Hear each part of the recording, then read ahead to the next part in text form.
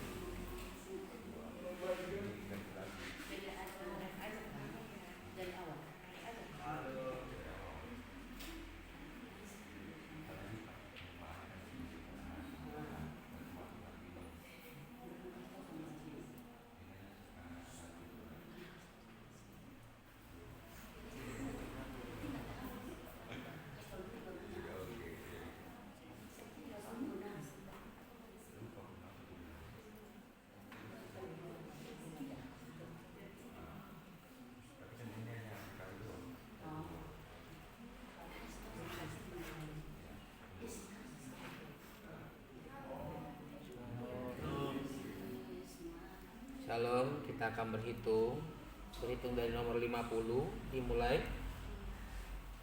50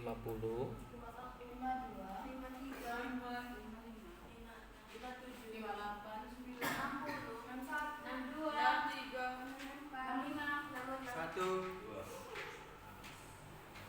3 empat, lima, 6 tujuh, 8 sepuluh, 11 dua belas, 14 tujuh belas,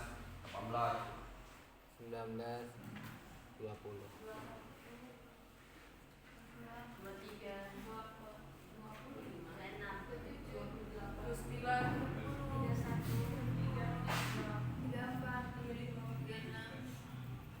Tiga tujuh, 39,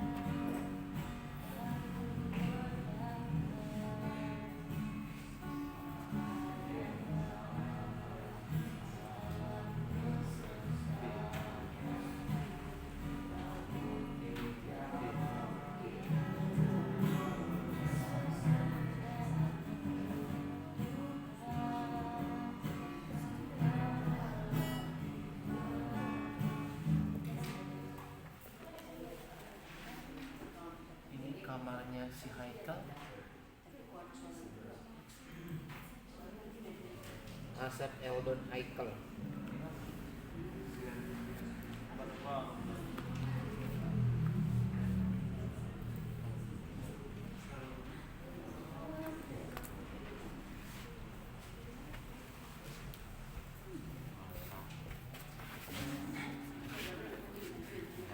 Jalan apa nih, si Mikael cuci piring 1 bulan, 1 minggu, 1 minggu nggak kerasa ya. Nggak kerasa, tapi kalau sakit nggak cuci kok, istirahat. Kalau sebulan kalau kakinya sakit 1 hari digantikan yang lain.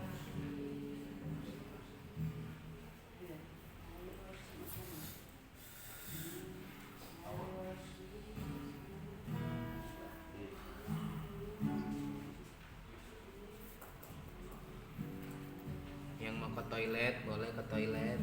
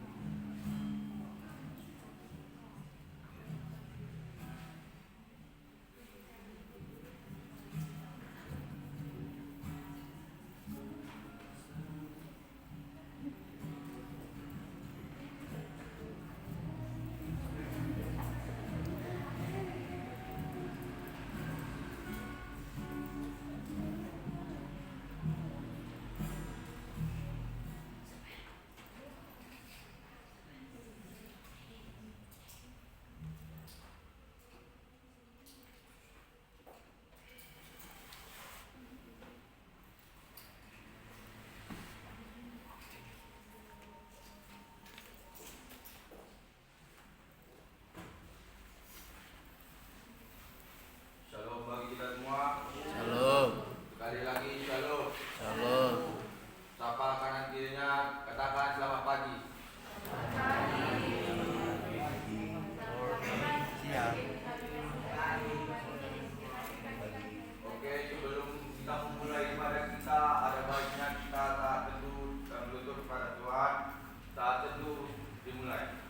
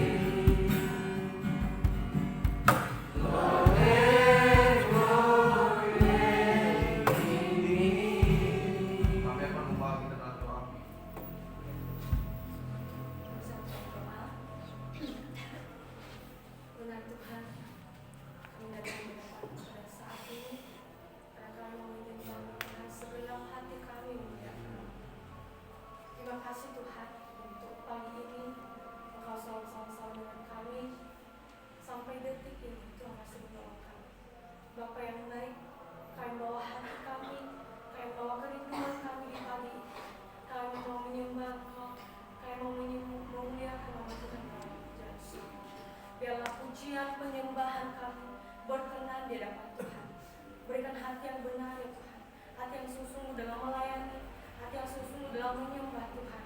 Biarlah kemuliaan Tuhan dinyatakan di tempat ini. Pada saat ini kami berdoa ya Bapa, biarlah penyertaan sempurna atas kami. Kau berkati para pelayan Tuhan pada saat ini. Biarlah kami bisa melayani sesuai dengan kehendak di surga. Kami siap menyembah-Mu Tuhan. Di dalam nama Yesus Kristus. Haleluya. Amin.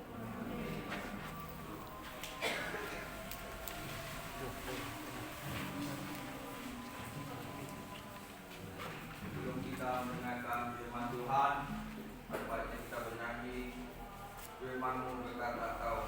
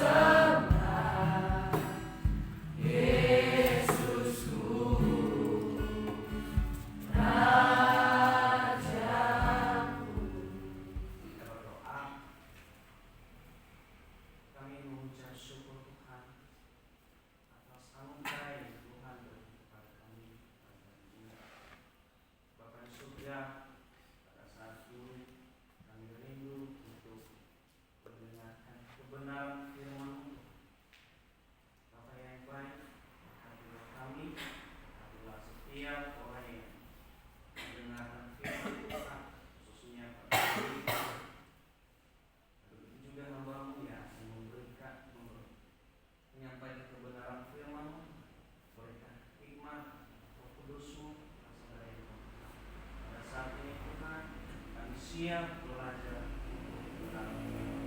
dalam nama Tuhan Yesus. Haleluya. Amin. Salam bagi kita semua. Saudara yang terkasih dalam Tuhan Yesus, sering kita melihat seseorang yang melakukan kejahatan atau melakukan curang. Dalam hal itu, orang yang percaya kepada Tuhan, bagaimana kita diperhadapkan orang-orang yang tersebut. Pada saat ini, mari kita belajar kebenaran firman Tuhan yang terambil dari Mazmur 37 ayatnya ke-1 sampai ke-6.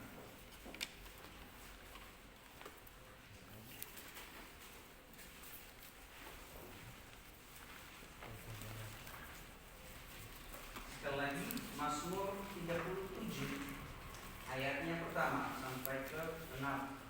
Saya akan membaca ayat pertama, saudara yang akan membacanya ayat kedua, begitu juga seterusnya. Judul perikopnya, kebahagiaan orang fasik semu. Ayat pertama, jangan bergerak terhadap orang jahat, jangan iri hati kepada orang yang berbuat curang.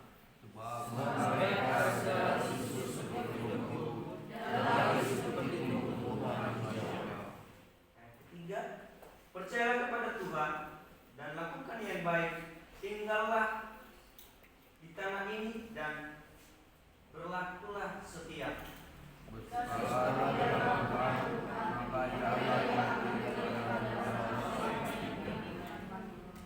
Ayat 5, serahkanlah jalanmu kepada Tuhan dan percaya kepadanya, maka Ia akan bertindak.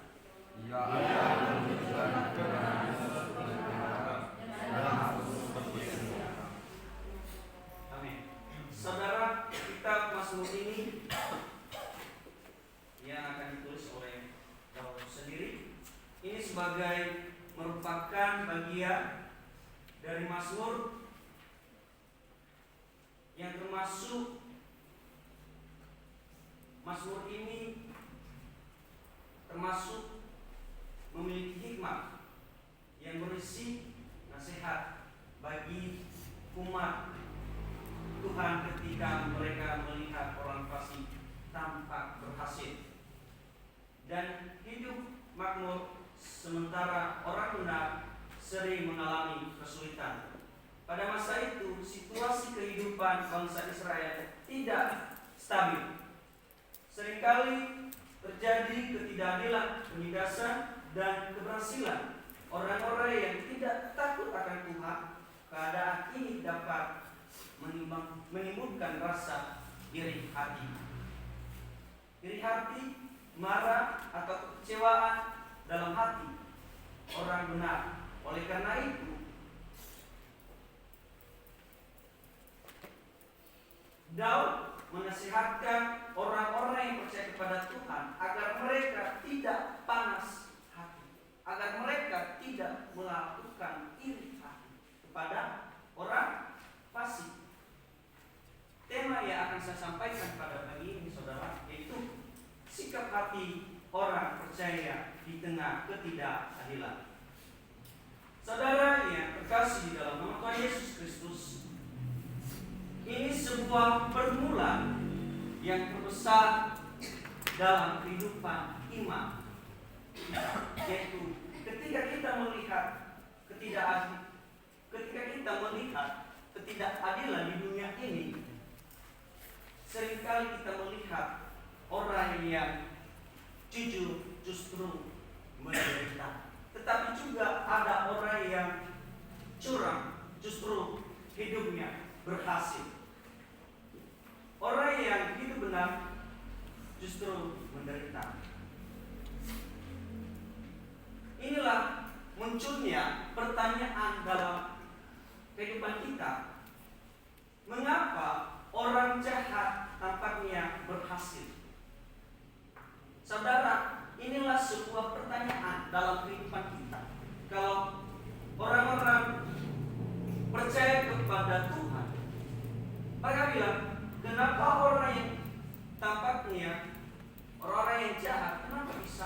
berhasil.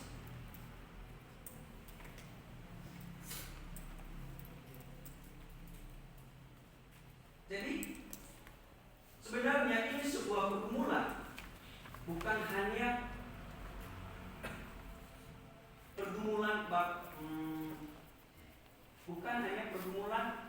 yang biasa saja. Bahkan penulis Alkitab ini atau Daud juga mengalaminya.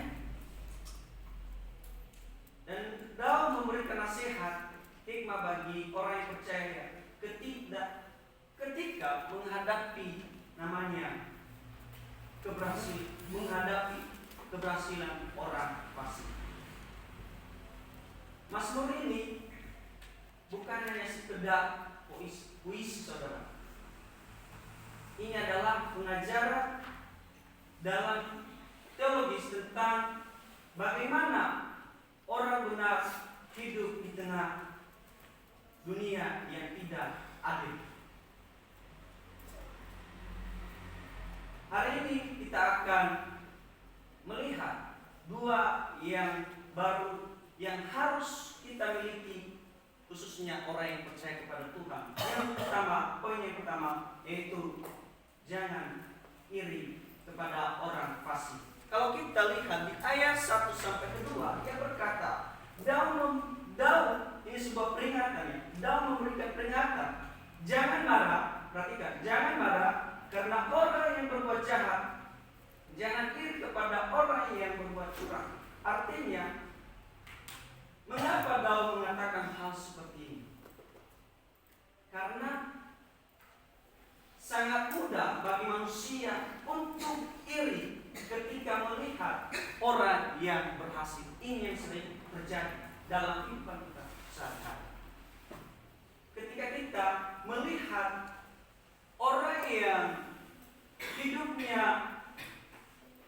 luar biasa, hidupnya mewah, bahkan dia mempunyai kekayaan, dia mempunyai rumah yang mewah, dia mempunyai mobil yang mewah, bahkan dia memiliki kekuasaan, tetapi mereka tidak memiliki hukum. Saudara yang terkasih di dalam nama Tuhan Yesus,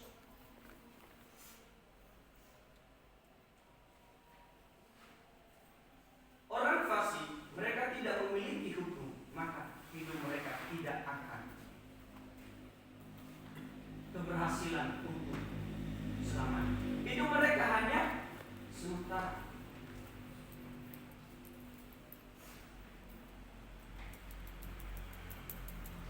Daud mengingatkan orang-orang yang percaya kepada Tuhan bahwa Allah itu adalah adil.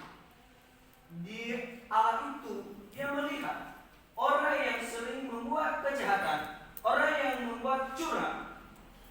Tuhan melihat semuanya. Kalau kita lihat latar belakang orang Mazmur ini, kalau kita lihat orang-orang fasik, hidup mereka tidak takut akan Tuhan. Hidup mereka melakukan curang. Di ayat pertama ada kata curang. Dia berkata mereka melakukan kejahatan. Lihat, hidup mereka tidak takut akan Tuhan. Jadi kalau kita orang yang percaya kepada Tuhan, kalau hidup kita takut akan Tuhan, maka hidup kita akan menerima hidup yang kekal. Yang setuju katakan amin. Amin. Yang kedua, percayalah kepada Tuhan dan lakukan yang baik. Kalau kita lihat di ayat ketiga, ayat sampai ke 6, kalau kita baca dengan merenungkan, setelah Daud melarang iri hati, Daud memberikan perintah lagi. Perintah apa? Itu positif. Itu perintah hal yang baik. Ayat 3 berkata, percayalah kepada Tuhan dan lakukan yang baik. Jadi saudara, ini yang sangat penting.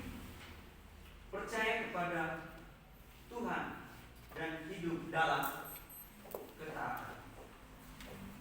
Percaya kepada Tuhan berarti percaya bahwa Tuhan melihat hidup kita, percaya bahwa Tuhan memelihara hidup kita, percaya kepada Tuhan yang memegang masa depan kita. Jadi saudara-saudara yang terkasih dalam Tuhan Yesus, kalau kita hidup dalam ketaatan, maka hidup kita akan menurut Tuhan. Orang-orang yang percaya kepada Tuhan, mereka iri kepada orang fasik. Mereka bilang, kenapa sih mereka bisa berhasil? Orang yang jahat aja, orang yang curang, kenapa bisa berhasil? Ini yang munculnya mulai godaan dalam kehidupan kita. Contohnya, saya ambil contoh di sini saja. Kalau ada teman-teman kita atau ada seorang pemimpin melakukan curang atau melakukan kejahatan tersebut, bagaimana respon kita, orang yang percaya kepada Tuhan? Apakah kita mengikuti seperti itu? Apakah kita iri kepadanya? Karena orang yang melakukan curang tadi itu yang berhasil, tapi bukan yang sesuai dengan Tuhan yang dilakukan. Inilah hidup kita. Kalau kita tidak memiliki iman yang sejati, maka iman kita akan goyah.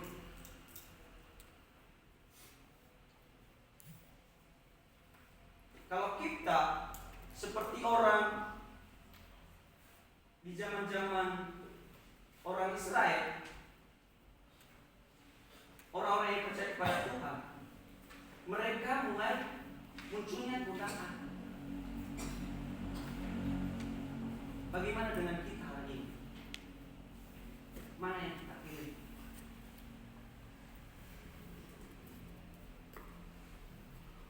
Yang kita pilih di Mazmur, yaitu Daud menasihati orang-orang yang percaya kepada Tuhan. Di ayat keempat, dia berkata, bergembiralah karena Tuhan, maka Ia akan memberikan kepadamu apa yang kamu inginkan. Apa yang kamu, sekali lagi, bergembiralah karena Tuhan, maka Ia akan memberikan kepadamu apa yang diinginkan hatimu. Kalau kita memiliki ketaatan kepada Tuhan, apapun yang kita inginkan, maka Tuhan akan memberikan kepadamu. Mana mungkin kita minta kepada Tuhan, hati kita iri kepada seseorang, Tuhan nggak bakalan kasih. Dia nggak bakalan memberikan seperti itu. Tapi coba kalau kita tarik kepada Tuhan, pasti hidup kita akan dipelihara oleh Tuhan. Katakan amin. Amin. Jadi ayat ini sering disalahpahami sebagai orang yang mengira ini berarti Tuhan akan memberikan semua yang kita inginkan. Ini perhatikan. Coba sekali lagi. Sering disalahpahami sebagian orang mengira ini berarti Tuhan akan memberikan semua yang kita inginkan. Tetapi kalau kita lihat makna teologisnya lebih dalam, ketika seseorang bersukacita dalam Tuhan, hatinya berubah, pengennya dibentuk oleh Tuhan. Kalau kita memiliki sukacita dalam Tuhan, maka Tuhan akan memberikan semuanya. Harusnya kita harus bereskan hati kita dulu. Lepaskan iri hati. Lepaskan kecurangan.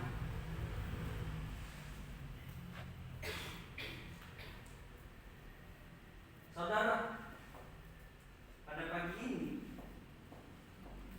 firman Tuhan mengingatkan kita bahwa kita harus hidup dalam ketaatan, hidup dalam keadilan. Walaupun ada orang yang ketidakadilan dalam hidupmu yang ada di sekitarmu, tetaplah percaya kepada Tuhan. Lakukan apa yang mau, apa yang Tuhan inginkan dalam kehidupan kita, lakukan semuanya.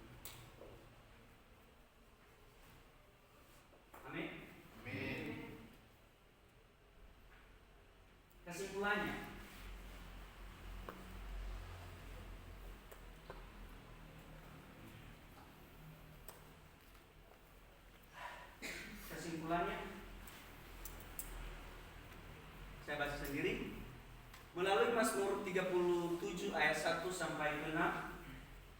Tuhan mengajarkan kita sebenarnya dua sikap iman, yaitu jangan iri kepada orang fasik karena keberhasilan mereka hanya sementara. Percayalah kepada Tuhan dan lakukan yang baik karena Tuhan memelihara hidup yang benar.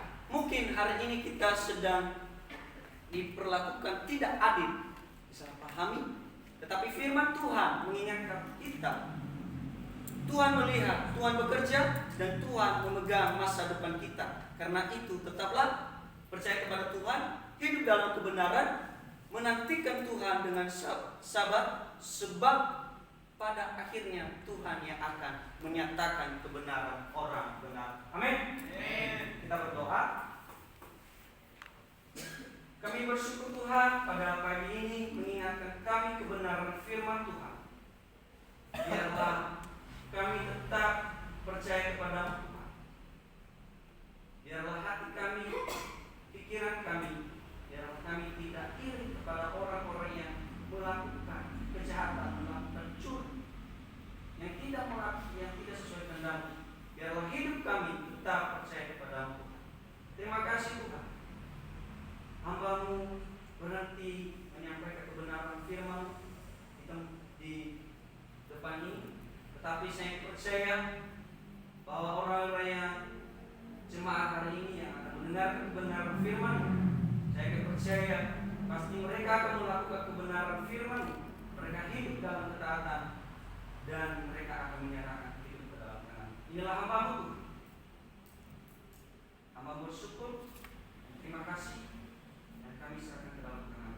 Dalam nama Tuhan Yesus kami berdoa dan mengucap syukur. Haleluya. Amin. So,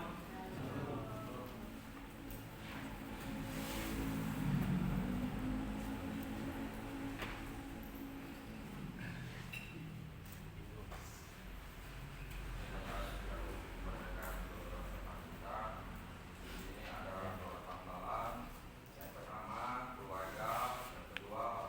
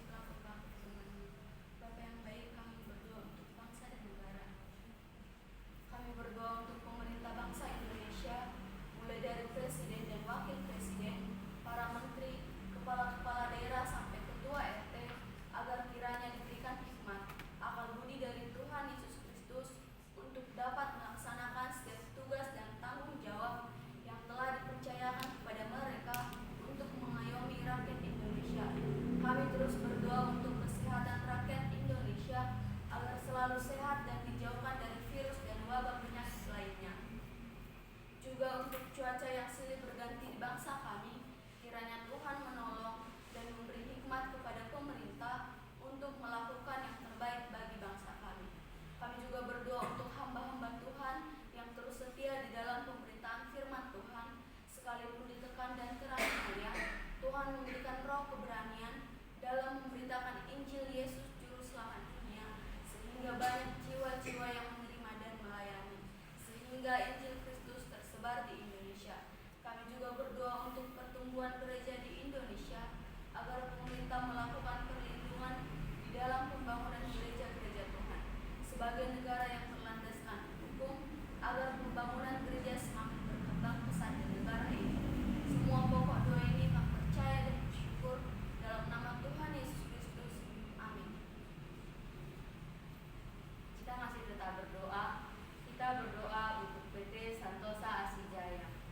Bapak yang baik, kami berdoa untuk seluruh pengurus, komisaris, direksi, manajer, staf karyawan-karyawati yang ada di kantor pusat dan yang ada di lapangan.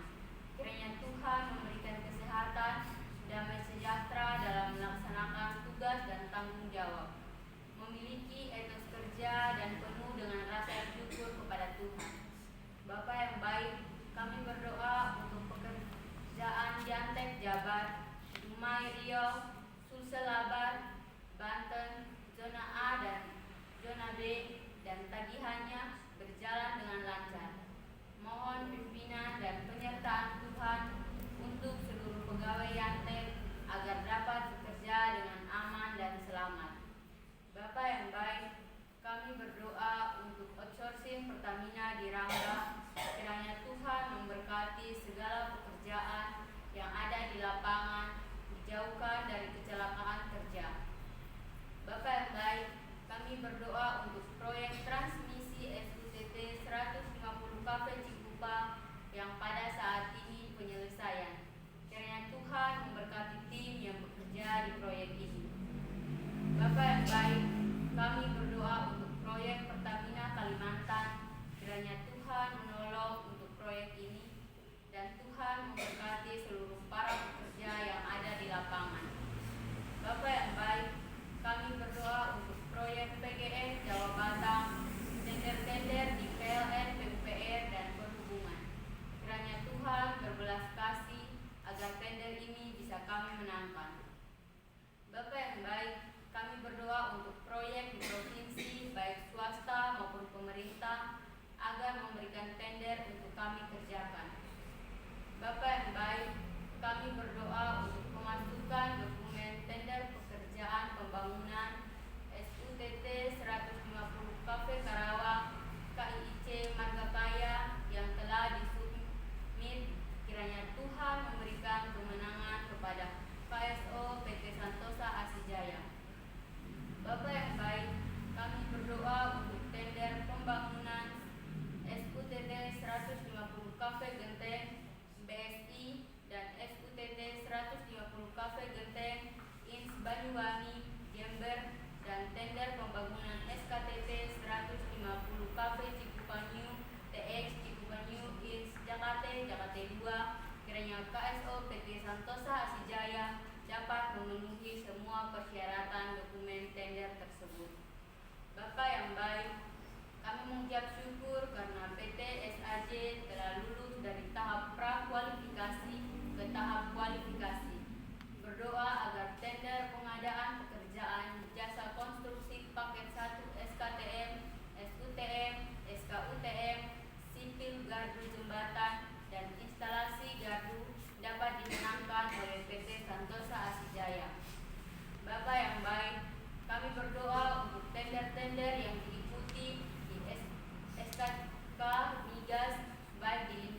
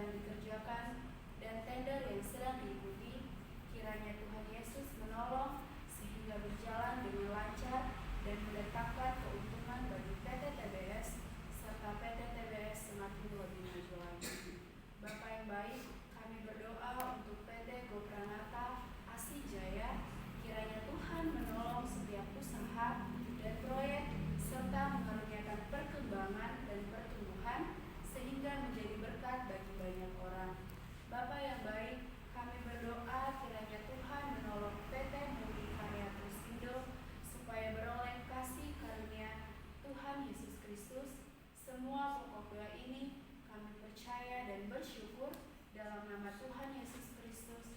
Amin. Amin.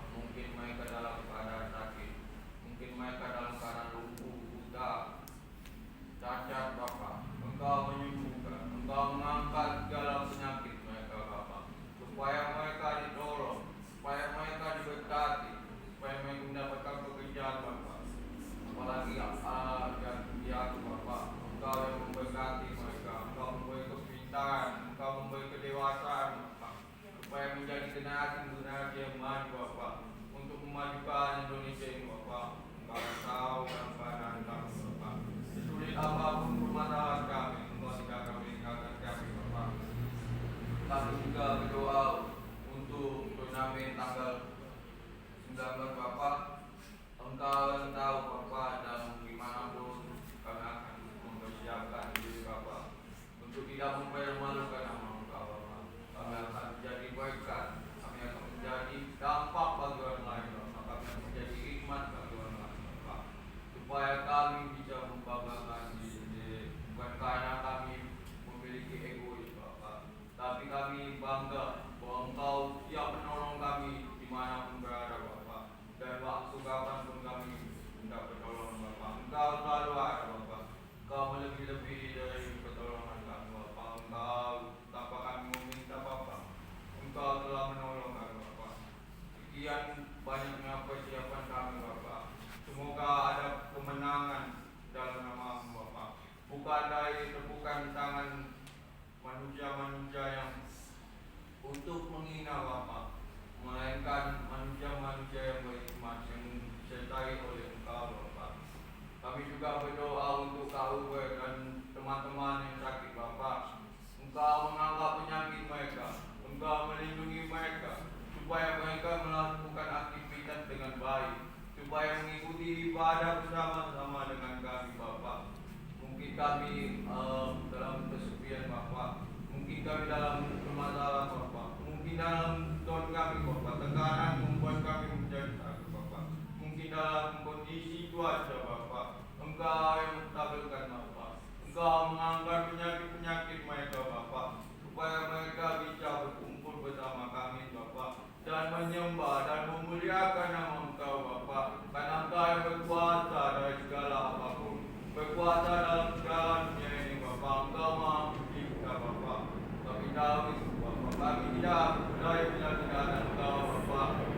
Kami juga berdoa untuk kakak Yumi Bapa. Engkau yang memberkati, Engkau mempersiapkan segala sesuatu yang mereka impikan, segala sesuatu persiapan yang Engkau memberkati mereka, Engkau membantu mereka Bapa.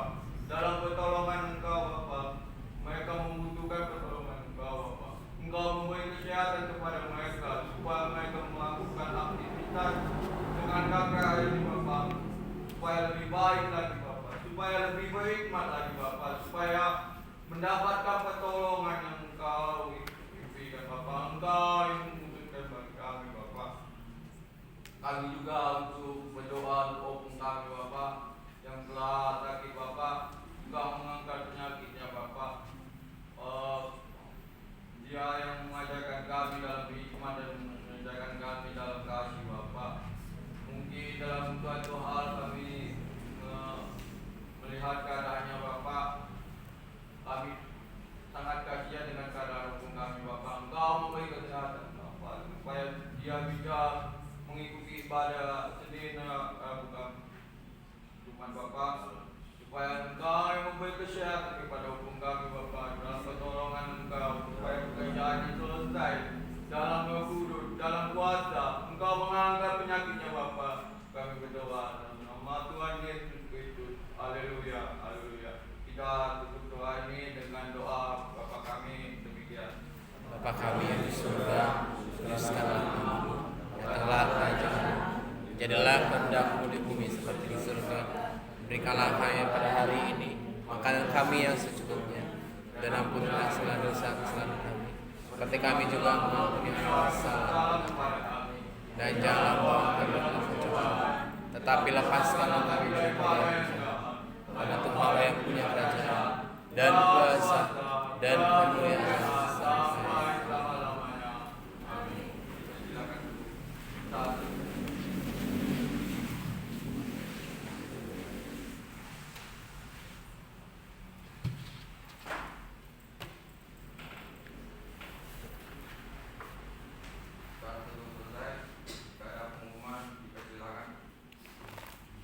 Shalom bagi kita semua. Ya, ada beberapa pengumuman. Yang pertama,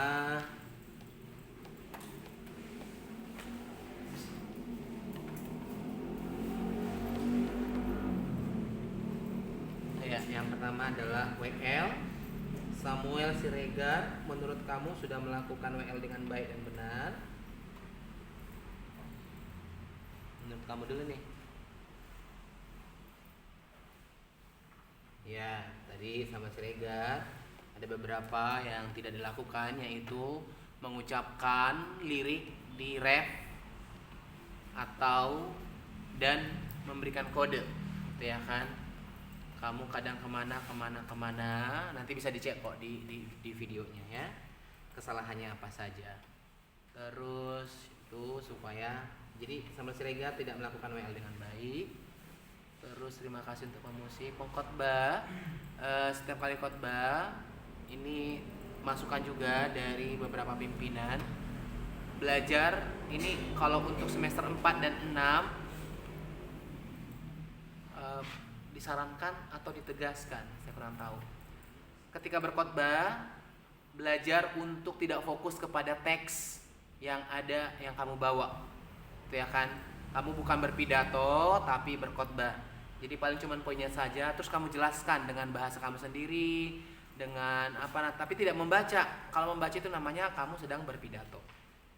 Terus kalau kamu sudah bawa laptop ke depan, harusnya tidak membaca slide lagi. Paling kamu cuma memastikan slide, oh dia udah muncul. Ngapain sudah bawa laptop, bawa pad, tapi kamu tetap baca ke belakang gitu ya. Kamu tinggal baca di laptop kamu, di pad kamu, di HP kamu yang sudah kamu bawa. Tapi kalau kamu cuma lihat memastikan, oh slide-nya sudah ada belum, boleh. Harapannya hal itu diperhatikan. Oke, terus selanjutnya adalah sebentar dulu, ada WA.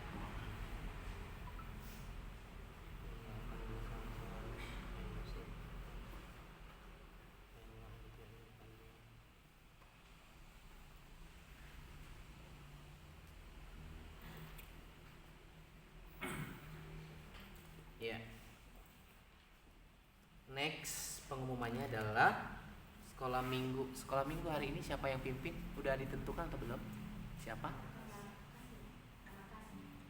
Kamar Kasih putra atau putri? Kamar Kasih putri. Oke.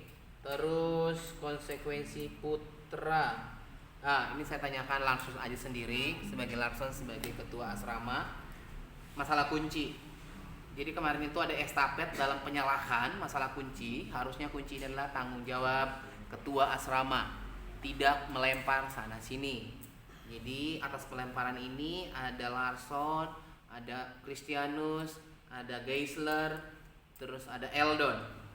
Nah, pertanyaannya cuma kamu pilih, apakah keempat ini dikonsekuensi atau semua putra? Kalau keempat ini konsekuensinya akan masuk ranah kerja praktis 1 minggu. Tapi kalau semuanya, berarti semuanya masuk ranah konsekuensi 1 hari di dapur.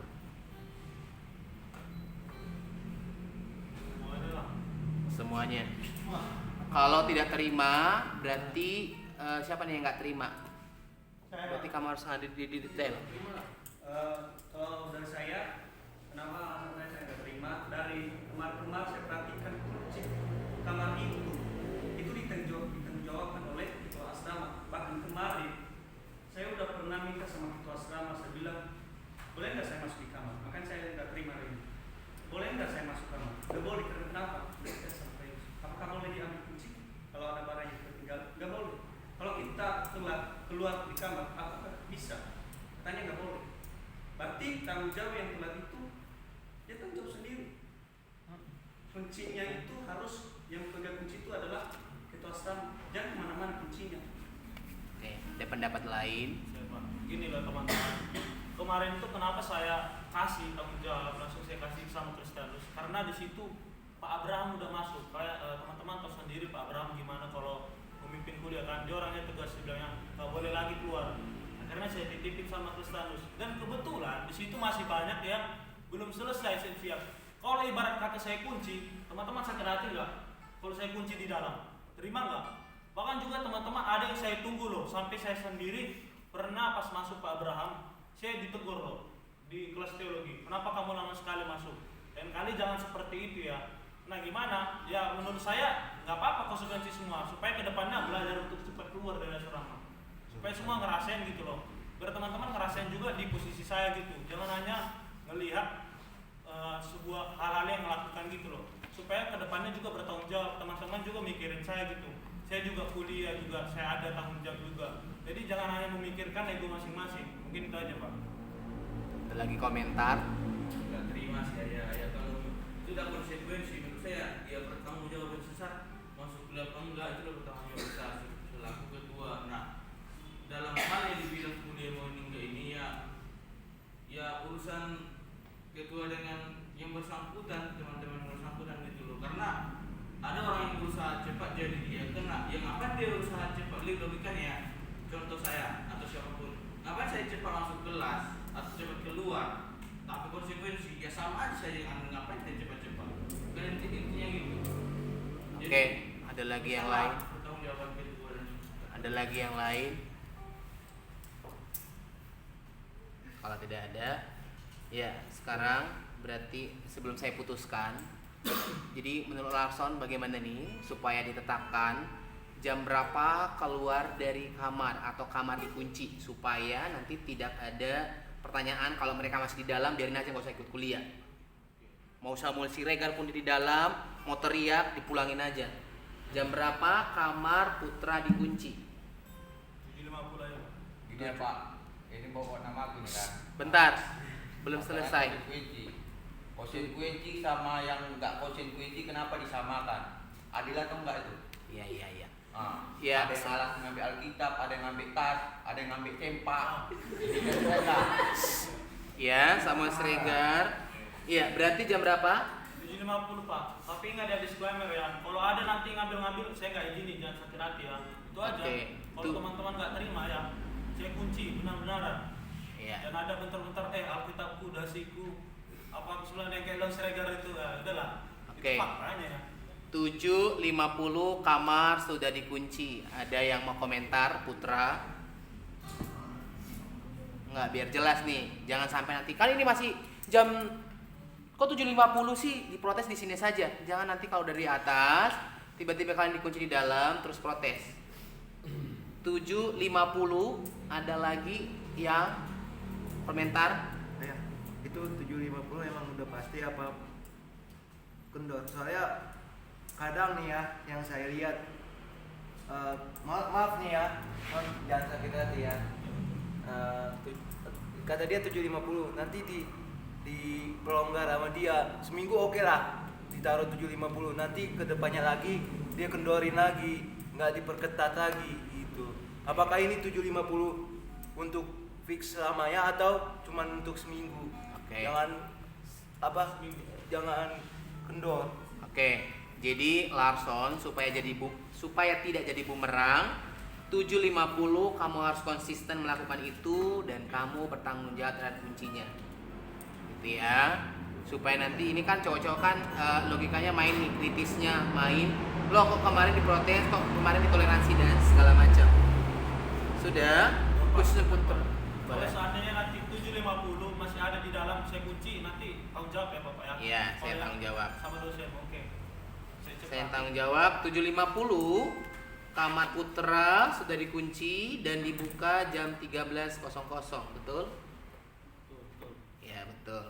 Kecuali hari Rabu diperkenankan jam 12 membuka pintu kamar dengan catatan yang saya sampaikan sebelumnya, tidak melakukan keributan atau semuanya dari kamar dan hening cipta tidur. Kalau hal ini tidak diindahkan berarti akan kembali ke jam 1. Udah? Terus berarti ini akan diberlakukan untuk semuanya. Sebelumnya kan saya sudah kasih tahu. Kalau kuliah, kalau segala macam sudah membawa semua bekalnya. Kayak waktu SD, SMP, SMA kita udah bikin jadwal roster. Apa bekalmu? Apakah ada praktek, ada ini, udah kebawa laptop, HP, semuanya peralatan dan berangkat sekolah. Kalau ketinggalan udah ada risiko. Gitu ya kan? Nggak ada lagi balik ke rumah. Gitu ya, supaya diperhatikan. Jadi kedepannya yang masuk kamar dengan alasan apapun itu, oh Pak saya mau ambil alma mater, apalagi cewek-cewek, Pak saya mau lagi datang bintang, datang atmosfer apa segala macam, bawa perlengkapanmu. Kalau masuk kamar minta kunci berarti dia konsekuensi 1 minggu kerja praktis, Putra maupun Putri. Karena sudah disampaikan bawa tas, ngapain bawa tas ransel gede-gede, tas laptop gede-gede tapi nggak ada isinya. Chargermu kamu bawa setiap hari apa segala macam, bawa. Gitu ya. Kalau nggak kau bawa, taruh depan pintu. Perlu atau tidak? Itu. Terus ini saya tanya lagi nih untuk Putra. Apakah jam 7.50 ini tetap berlaku di hari Senin dan Jumat? Supaya ini Jumat sampai simpang siur. Ya, enggak, tergantung Larson ini. Berapa nih?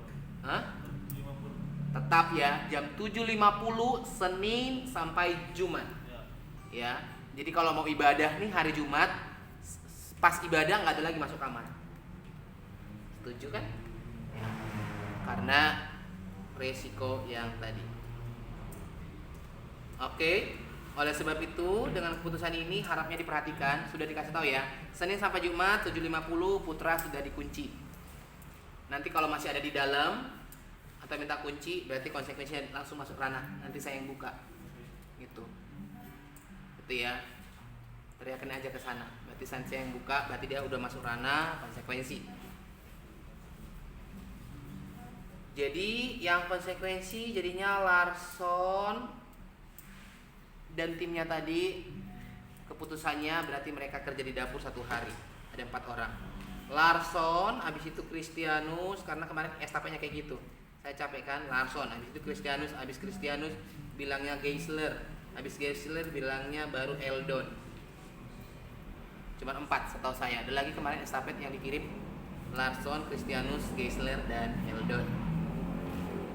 Oke, next. Konsekuensi Putra yang belum CCA hari ini diselesaikan CCA. Kalau tidak mengikuti CCA berarti langsung masuk ranah.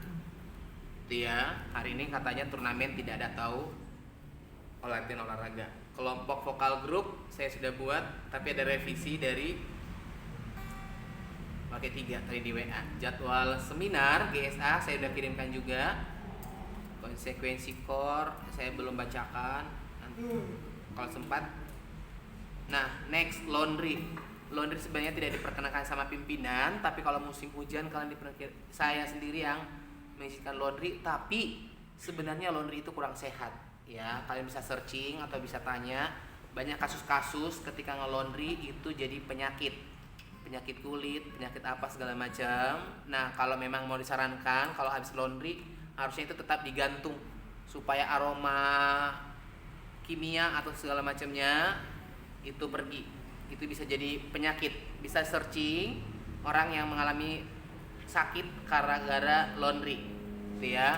Bisa jadi tubuhnya alergi zat kimia atau segala macamnya. Jadi harusnya itu dianginin dulu tuh, dijemur kembali, karena tidak semua tempat laundry itu steril atau proses nyuci dan setrika dan segala macamnya. WL untuk minggu Femi mohon mempersiapkan diri dengan baik. Harapannya hal ini sudah bisa dilakukan. Ya, untuk Femi nanti kalau Femi keberatan nanti datang kepada saya. Terus mempersiapkan diri kesaksian di seminar nanti di hari Sabtu untuk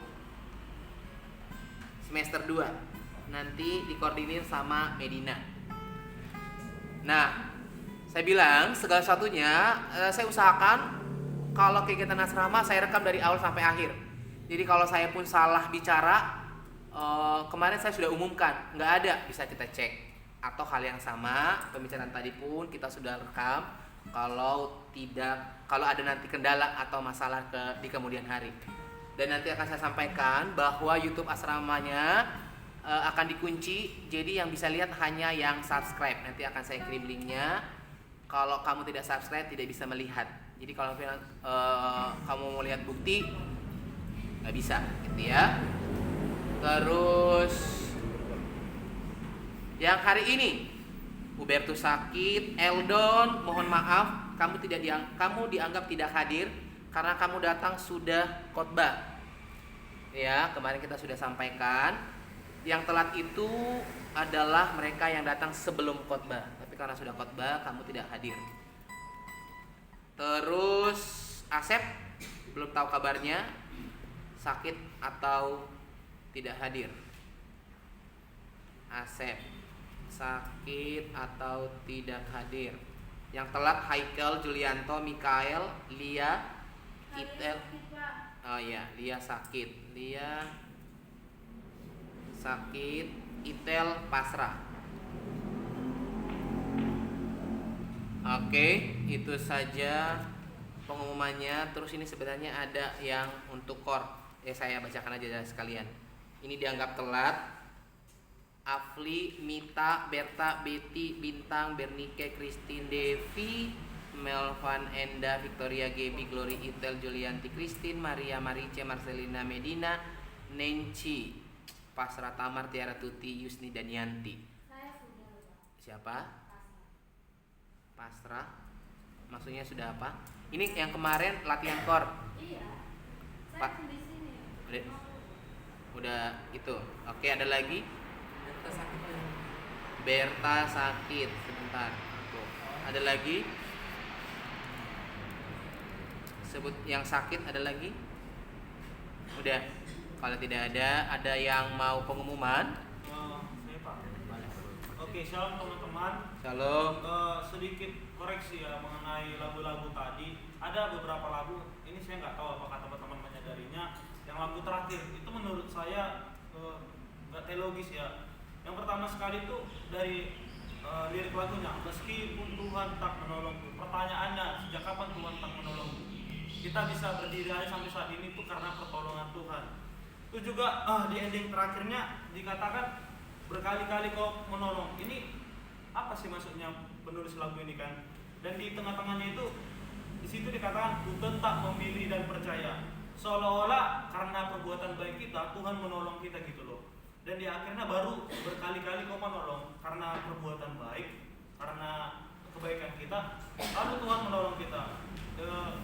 Diingatkan ya teman-teman, untuk kedepannya tolonglah jangan dipakai lagu itu lagi. Terutama nanti kalau misalnya ada opung, kita jangan pernah menggunakan lagu itu lagi. Dan menurut saya kalau kita sebagai akademis di sini teologi yang udah ngerti-ngerti lah sini, udah pakar-pakar kan, jangan menggunakan lagu itu lagi, saya mohon ya. Karena menurut saya ini seperti penghinaan ya kepada Tuhan ya. Mungkin itu saja, terima kasih. Ada lagi pengumuman dari yang lain? Oh iya, saya sanggah dulu sebentar ya terkait yang disampaikan oleh Larson. Kita berargumen tapi maksudnya tergantung Larson dan saya. Lagu itu memang sebenarnya perlu ditelusuri kembali dan itu ada latar belakang alkitabiahnya. Jadi saya lupa tokohnya siapa yang berbicara yang bilang seperti ini. Apakah yang di Blosing atau di mana? Tuhan, aku serahkan hidupku kepadamu. Sekalipun Tuhan tidak menolong aku akan tetap percaya dan aku akan tetap mengandalkan Tuhan gitu. Dalam kesesakannya dia bilang Tuhan tolong aku. Tapi meskipun Tuhan nggak tolong aku tetap percaya kok gitu. Bahwa Engkau adalah Tuhan. Itu pernyataannya ya untuk terkait hal ini. Maksudnya dilihat dari satu kesatuan dari lagu ini, menurut saya sih harusnya masih nyambung.